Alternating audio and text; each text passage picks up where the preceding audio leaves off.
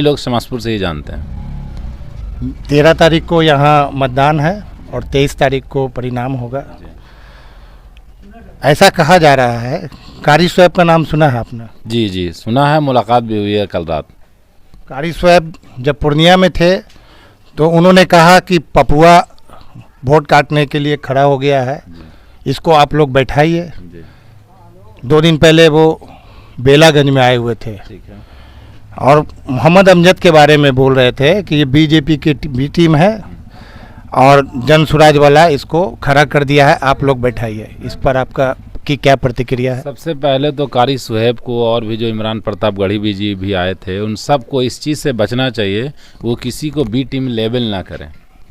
अगर वो B team है तो आप हमें बता दें कि और भी जो लोग हैं जो उनके गठबंधन में चुनाव क्यों हार जाते हैं, क्यों दूसरे जगह लोग चुनाव हार गए। वहाँ तो कोई अररिया में चुनाव लड़ने नहीं गया बी टीम, कोई मधुबनी में लड़ने नहीं गया अशरफ अली फातमी के खिलाफ, तो क्यों हार गए चुनाव? कम्बिनेशन भी इनका एमवाई था, क्यों हार गए? कोई बी टीम तो नहीं था। तो अमजद जी को लेबल कर देना कि वो बी टीम है, ये सरासर गलत है। इसका एग्जाम्पल ये है कि गांव ये मेजोरिटी मुस्लिम का है, ज़्यादा मुस्लिम डोमिनेटेड है। लेकिन कारी सुहेब जी से पूछें या और लोग से कि उनको एक सभा करने के लिए 10 आदमी भी नहीं मिलेगा जो कह दे कि सर आप आइए हम आपका सभा कराते हैं, आपको एक आदमी नहीं मिलेगा। इसका मतलब ये है कि ये बी टीम नहीं है। इस जो इलाके के हमारे जो विधायक जी अमजद जी खड़े हैं उसके लिए लोगों का मोहब्बत है, इस बात का ये संकेत है। आरजेडी का कहना है कि मुसलमान कब्रिस्तान में जाना पसंद करेगा, लेकिन किसी और पार्टी में नहीं जाएगा, वो आरजेडी को ही वोट देगा। इस पर आपका क्या कहना? मुसलमान आरजेडी को 2024 में भी वोट दिए हमने इसी लोकसभा क्षेत्र में, लोकसभा में हमने वोट दिया उनको। उनका कैंडिडेट नहीं भी आया फिर भी हमने बिना आए हुए उनको वोट दिया। 2020 में भी वोट दिया। बट हम बकरी नहीं हैं जो हमें हाका जाए कि ना कि जाओ भेड़ बकरी है, जो नॉर्मल ये सोचता करे मुस्लिम तो डिमांड ही नहीं करता एजुकेशन, मुस्लिम डिमांड ही। लेकिन आज हिंदुस्तान में सबसे ज़्यादा अगर कोई डिमांड कर रहा हो कि हमें एजुकेशन चाहिए, वो मुसलमान कर रहा है। क्यों? कि मुस्लिम सोसाइटी को, मुस्लिम लोग को रियलाइज़ हो गया है कि हमें सिर्फ और सिर्फ एजुकेशन चाहिए और कुछ नहीं चाहिए। मुसलमान भाजपा को हराने के लिए वोट देता है या अपने विकास के लिए देता है? नहीं, ये बिल्कुल सरासर बात है कि हम भाजपा को हराने के लिए वोट करेंगे। हमारा कंधा, हमने पहले दूसरे के कंधे पर बैठना चालू किया, बट कुछ लोगों ने अपने कंधे से हमें पटक दिया और हमारी जो दुर्दशा है वो आप देख सकते हैं, हर जगह जाते हैं आप देख सकते हैं। हम भाजपा को हराने के लिए वोट नहीं कर रहे हैं, हम अपना विकास के लिए वोट कर रहे हैं। और हमारा सिर्फ विकास का मुद्दा है शिक्षा, रोजगार, चिकित्सा और सुरक्षा। मोदी जी का कहना है सबका साथ, सबका विकास, सबका विश्वास और देश सुरक्षित हाथों में है। दूसरी तरफ अभी झारखंड के चुनाव में वो 15% मुसलमानों की आबादी से 80% लोगों को डरा रहे हैं। अब ये तो ना तो मोदी जी का चुनाव है और ना ये देश का चुनाव है, ये एक लोकल विधानसभा क्षेत्र का चुनाव है, वो बाईपोल है और ये स्टेट का भी चुनाव नहीं है। और ना इससे सरकार बननी है ना इससे सरकार बिगड़नी है। तो वो डरा रहे हैं लोग, जो डर रहे हैं वो डरे, लेकिन हमें सिर्फ और सिर्फ वोट करना है, वो अपना लोकल मुद्दा पे वोट करना। हम लोकल मुद्दा पे वोट कर रहे हैं। सबका साथ सबका विकास का नारा वो ठीक है, वो उनका स्लोगन है, बट हमारा है नारा कि सबकी शिक्षा, सबको रोजगार, सबको सुरक्षा, सबको चिकित्सा। सुरेंद्र यादव यहाँ से 1990 से लगातार जीत रहे हैं। उनको टिकट मिलने का मतलब हुआ कि जीत की गारंटी, और मुसलमान यहाँ किंग मेकर की हैसियत रखता था, है, और उम्मीद करता हूँ कि आगे भी रहेगा। तो क्या अभी वर्तमान में मुसलमान एक मोहम्मद अमजद साहब के खड़ा होने की वजह से माई समीकरण में बिखराव है, या एक बार फिर मुसलमान सुरेंद्र यादव को के पुत्र विश्वनाथ सिंह को वोट दे रहा है? नहीं, ये माई समीकरण जैसा चीज़ कुछ है नहीं। जब अमजद जी चुनाव मैदान में आ गए और जनसुराज अपना एजेंडा लेकर जब लोगों के सामने आए, उन्होंने गांव-गांव सभा की, उसी दिन से डिसाइड हो गया कि देयर इज़ नो माई समीकरण है।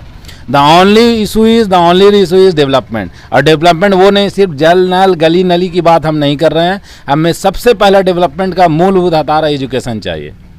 और इस एजुकेशन के लिए ना तो हमारा जो और दो मुख्य रूप से कैंडिडेट हैं उनके पास कोई एजेंडा है, और या एक और जो विपक्षी दल जो भी खड़े हैं, जो कुछ इंडिपेंडेंट कैंडिडेट हैं, एक और पतंग हैं जो धर्म के नाम पे वोट मांग रहे हैं, तो आप देखें कि उनको कोई मुसलमान जो है, मुस्लिम समाज उसको लगा नहीं रहा है, उन्हें वोट देने के लिए नहीं कर रहा है।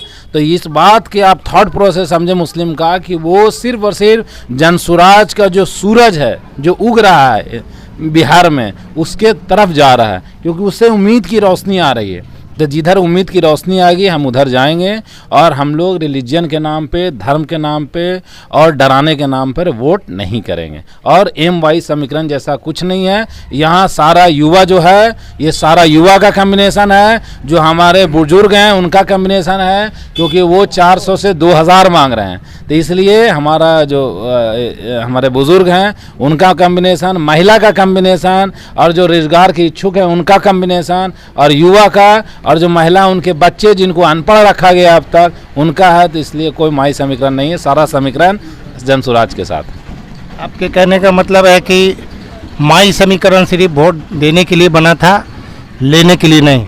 नहीं, मेरा मानना है कि माई समीकरण जिस समय बना था 90 के दशक में, वो उस टाइम ज़रूरी था। उस टाइम देश की जो ज़रूरत थी, बिहार का जो ज़रूरत था, उसको हद तक पूरा हुआ, ऐसा नहीं है। लेकिन अब जो है प्रशांत जी और लोगों का कहना, जिसे मैं राय रखता हूँ, सही है ये बात कि जो चीज़ के लिए आप वोट करेंगे वो चीज़ आपको मिलेगा। तो इंसान जो सोसाइटी है वो इस तरह से डेवलप कर चुकी है, मतलब उनका थॉट प्रोसेस, कि वो अब माई समीकरण जैसा कोई चीज़ नहीं है।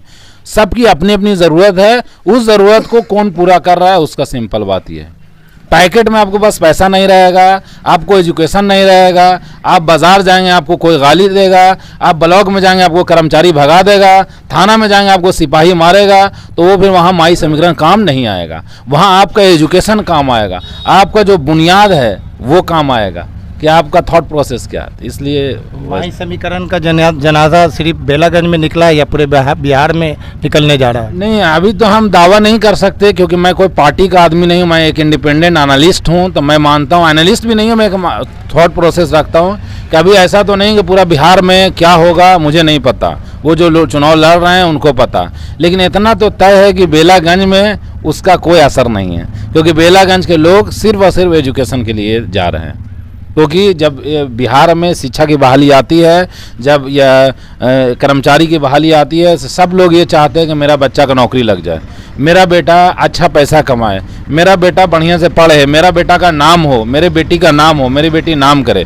तो वो सिर्फ इसके नाम पर वोट कर रहे हैं और बाकी कुछ नहीं।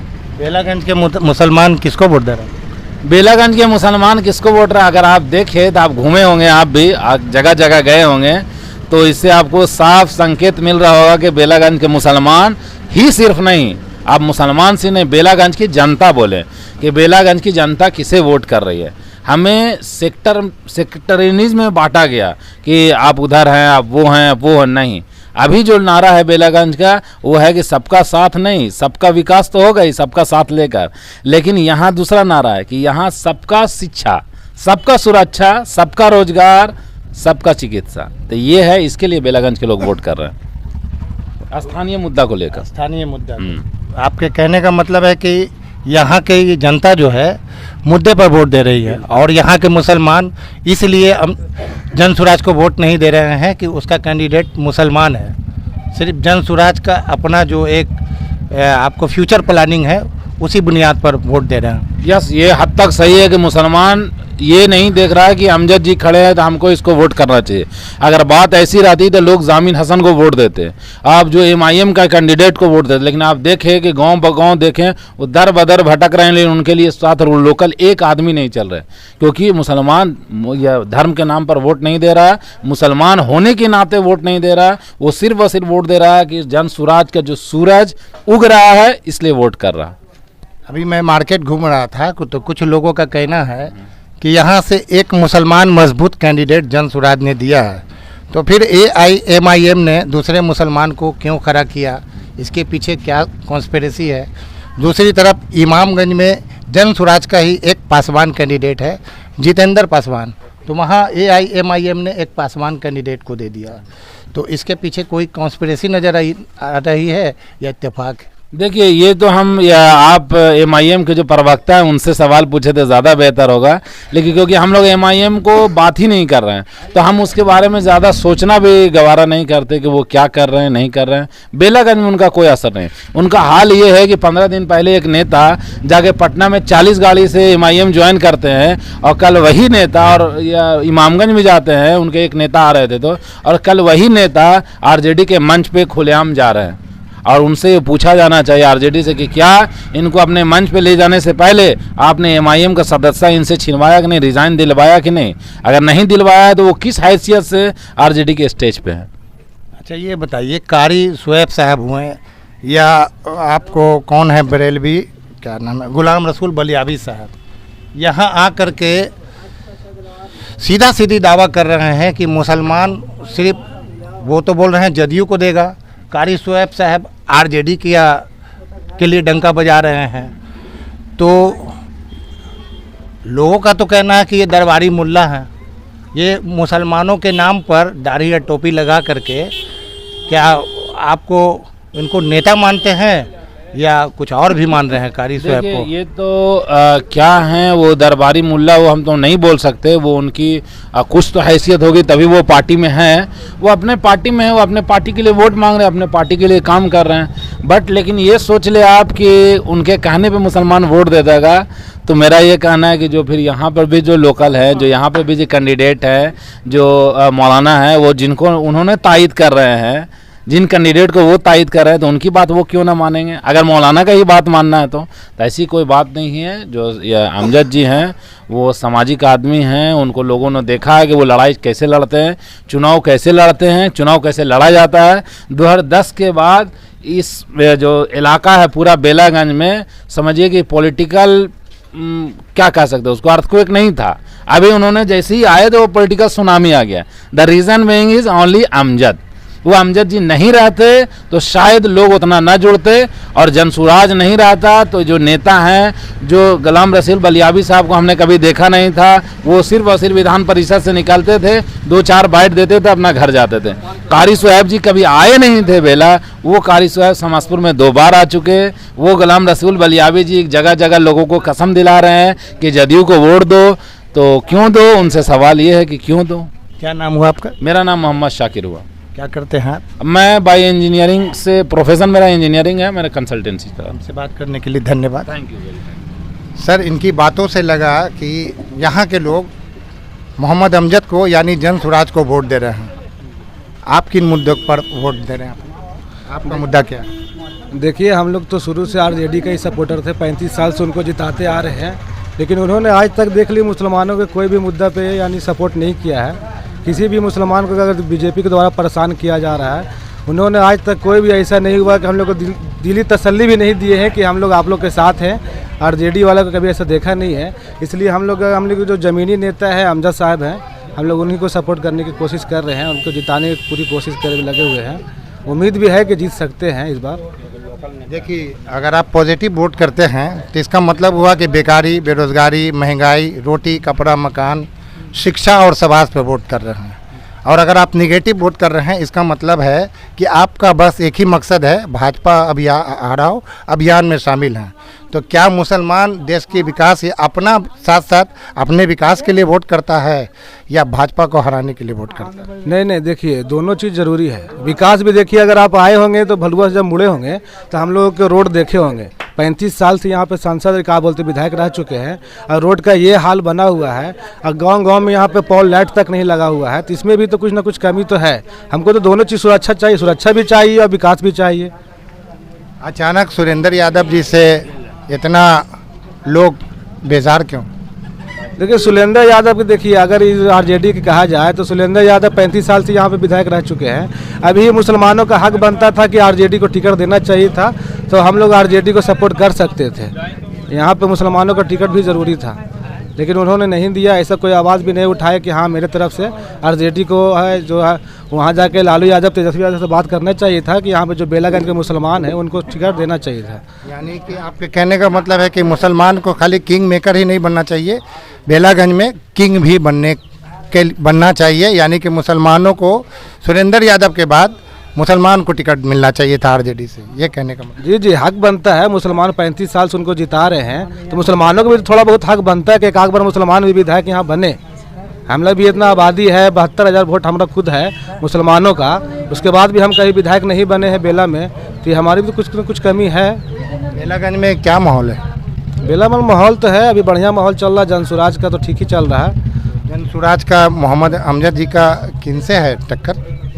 टक्कर तो ये मनोरमा देवी से चल रहा है। मनोरमा देवी और इसमें जी जी, 19-20 का ही टक्कर रहेगा, ज़्यादा वोट का मार्जिन भी नहीं रहेगा। और आरजेडी के देखिए मुसलमानों में तो ऐसा कुछ उनका लहर नहीं चल रहा है।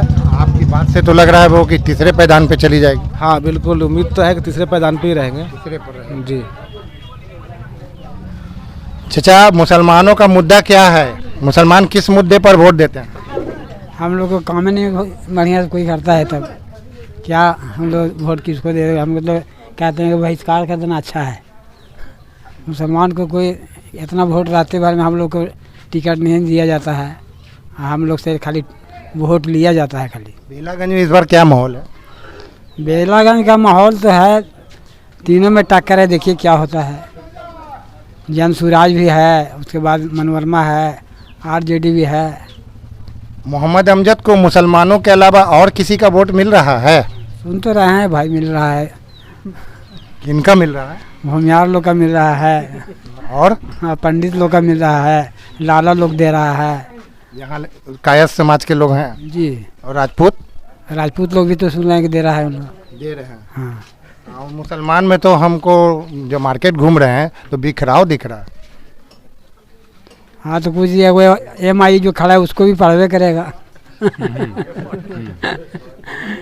मुसलमान को एक तरह से यह प्रसाद की तरह सब में बढ़ जाएगा, समझे ना। अच्छा, मुसलमान का वोट जो है मंदिर का प्रसाद हो गया, थोड़ा थोड़ा सबको मिल रहा है, लेकिन ज़्यादा अमजद को मिल रहा है। हाँ, सुन तो रहे हैं भाई, अमजद को मिल रहा है, मगर हमको तो उम्मीद नहीं कि अमजद को मिलेगा उतना। अमजद को मिल रहा है। एक बात और, बेलागंज से हट के मुसलमान सियासी अछूत क्यों है? मुसलमान तो सबको वोट देता है, लेकिन जब मुसलमान खड़ा होता है तो और जात धर्म के लोग मुसलमानों को वोट क्यों नहीं देते हैं? वजह मुसलमानों के इसलिए अब जो वोट नहीं देते हैं, मुसलमानों को जो वोट नहीं देते हैं, उनके लिए कुछ तो उनको करना चाहिए, नेता लोग को करना चाहिए। जो पॉलिटिकल पार्टी जो नया नया सब दुकान है, उनको खुद सोचना चाहिए कि ये देश कैसे चलेगा। देश के चलाने के लिए जब तक सब साथ नहीं आएगा तो देश नहीं चलेगा। इसलिए प्रशांत जी का कहना है कि आप वैसे लोग को साथ रखें जो आपके विचार से सहमत हैं। तो जनसुराज वही है कि दोनों के विचार जहां मैच कर रहे हैं, वो दोनों के लोग को लाकर मिलाकर और एक समीकरण बनाकर ही आगे बढ़ना है। इनमें कौन जीत रहा है? जनसुराज आएगा भैया, अब मुझे भी तो जनसुराज ही लग रहा है। मुझे भी जनसुराज ही लग रहा। बेलागंज में क्या माहौल है चाचा? हमारा माहौल ठीक है। आपका माहौल ठीक है।